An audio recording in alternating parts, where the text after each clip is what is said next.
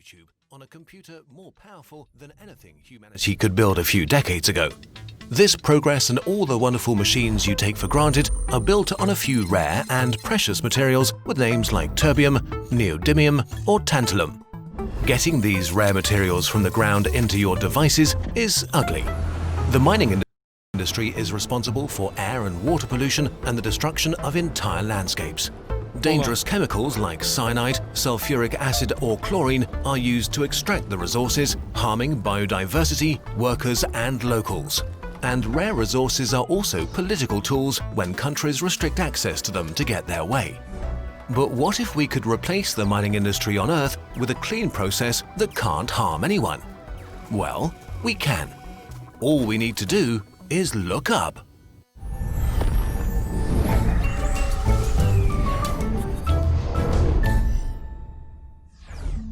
Asteroids are millions of trillions of tons of rocks, metals and ice, leftovers from the cloud that became the planets 4.5 billion years ago. They can be as small as a meter or protoplanets the size of entire countries. Most of them are concentrated in the asteroid belt and the Kuiper belt, while hundreds of thousands more do their own thing between the planets. As space travel is becoming more feasible, scientists and economists have begun looking at the resources found in these asteroids. Even relatively small metallic asteroids may contain trillions worth of industrial and precious metals like platinum. And bigger asteroids like 16 Psyche could contain enough iron-nickel to cover the world's metal needs for millions of years. At current market prices, the rare raw materials alone would be worth quadrillions of dollars. Well, not really, but technically. For example, there are more than 20 million tons of gold in the ocean's water, worth roughly 750 trillion US dollars. But filtering out the gold would be so expensive that you'd lose money selling it. Right now, asteroid mining has exactly this problem. It's too expensive to replace mining on Earth. Billions of dollars worth of valuable resources in space are worthless if it costs trillions to get them. What makes it so hard? The principles behind mining an asteroid are simple. The basic idea is to choose an asteroid, move it to a place where it's easy to process, and then take it apart to turn into useful products. Unfortunately, all of this collides with fundamental problems humans have yet to solve. Going to space is expensive. It costs thousands of dollars in rocket fuel for each kilogram just to reach a low Earth orbit. Going further out into deep space costs thousands more. We need cheaper space travel to make asteroid mining profitable. One solution is to switch from classical rockets to electric spaceships. We already use electrical rocket engines for many of the space probes on science missions. In principle, we only need to build bigger ones. While electrical engines are not powerful enough to fly to space, they require only a tiny amount of fuel to go very far once they're in space. This means we don't need to spend a lot of money on fuel only to transport fuel into space. This doesn't solve the whole cost problem, but it makes it easier to start our first mission. Now that we have an electric asteroid mining spaceship, we need to find the right asteroid and get it there. We've already successfully visited asteroids with space probes and even collected samples. Still, to make it easier and cheaper, our first targets will probably be near-Earth asteroids. Asteroids that orbit, well, near Earth. After a few months of travel, our spaceship finally arrives at our asteroid. Weirdly formed, littered with small impact craters, it hasn't changed much for billions of years. The first thing that needs to be done is to secure the asteroid and stop it from spinning. There are multiple ways to do this, like vaporizing material with a laser or stopping the rotation with thrusters. Once we have a stable asteroid, we need to wait.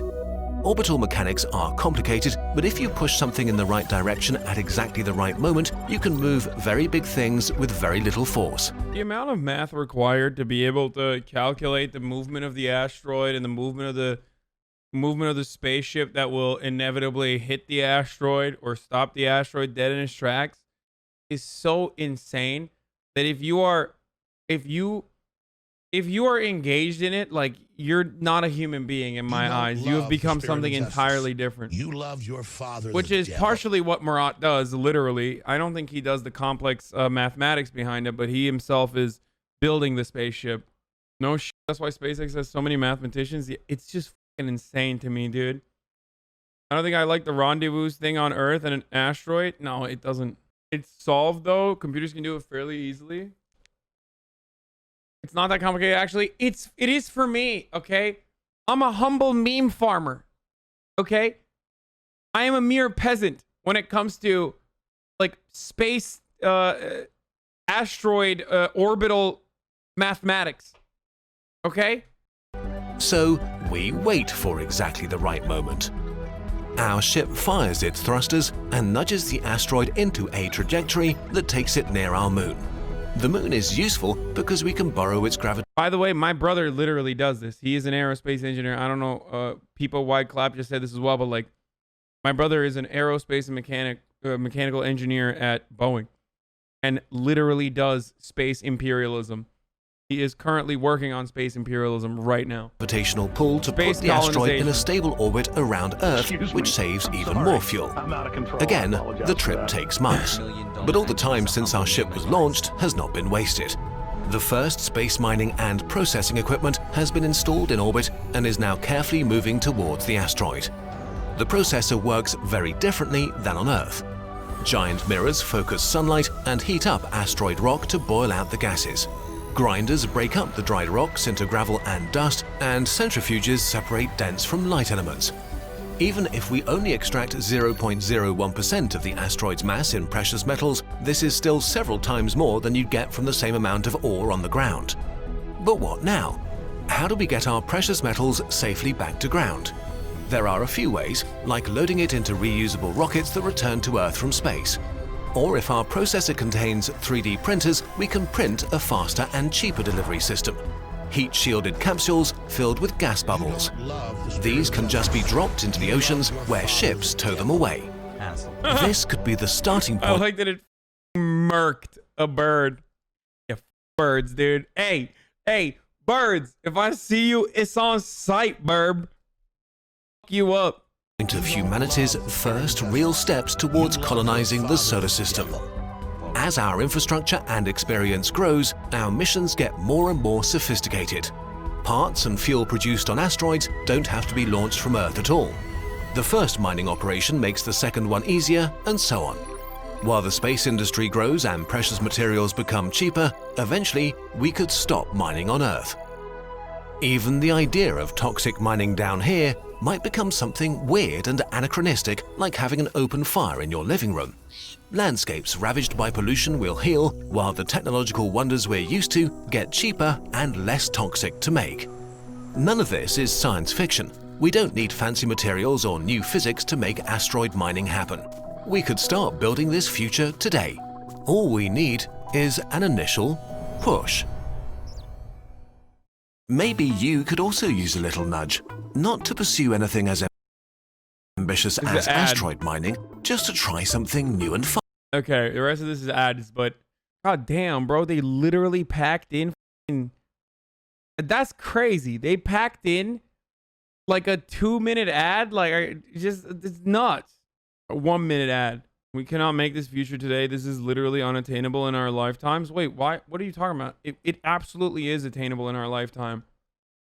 Asteroid mining right now is very much attainable. Wait, what are you saying? No, it isn't. Unless you're dying tomorrow. It's not because people don't want to do it. No, the reason why people are not doing it is because Hassan, read the thread. What? No.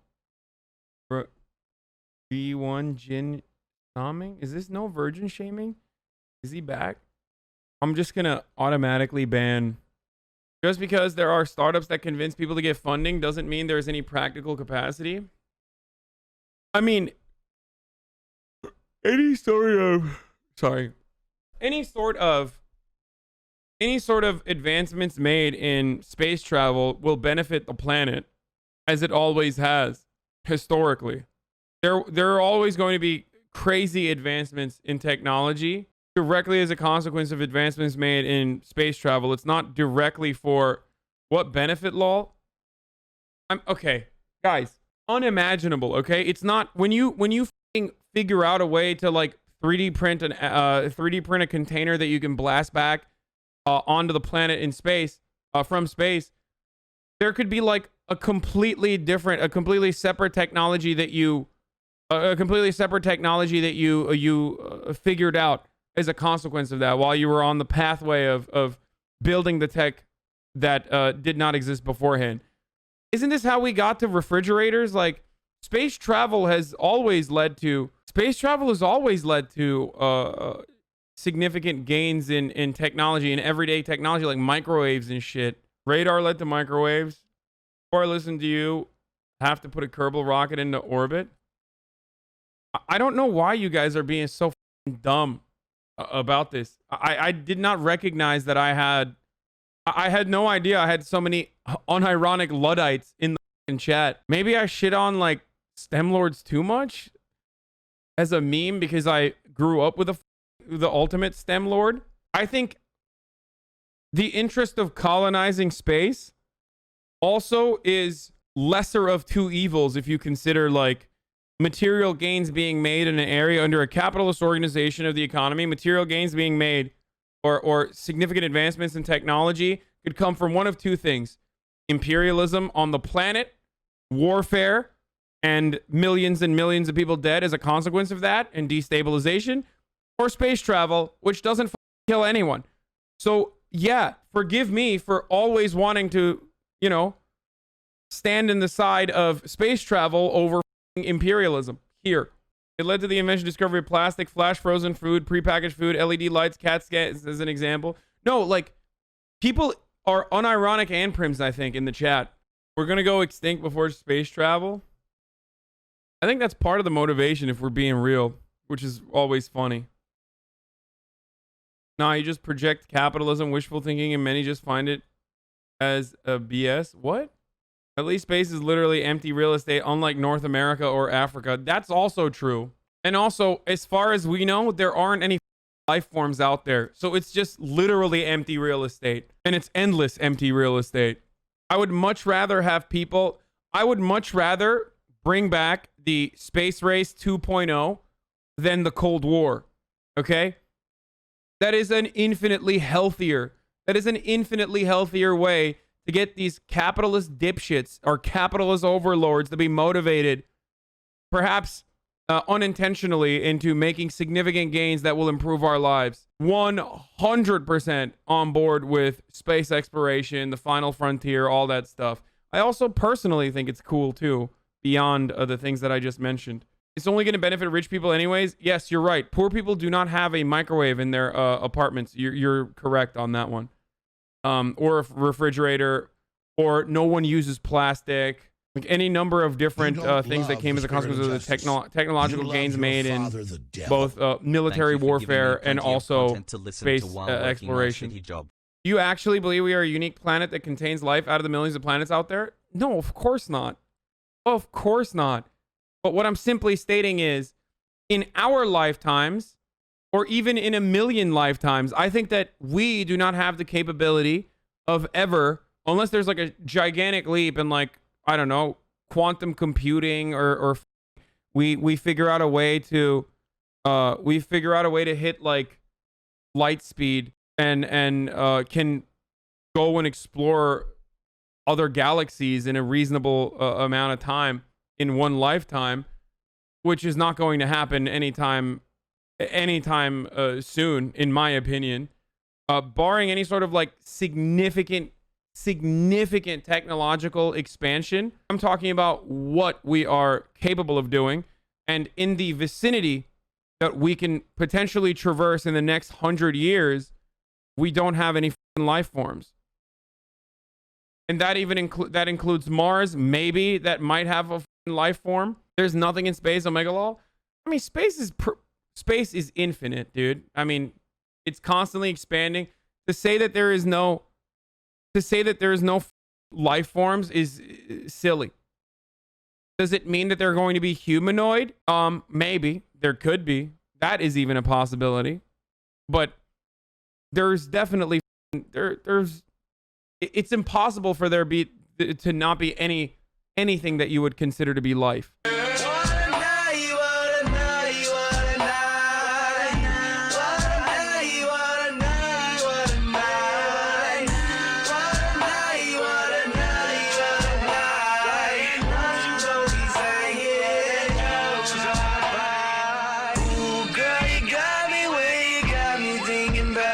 mama.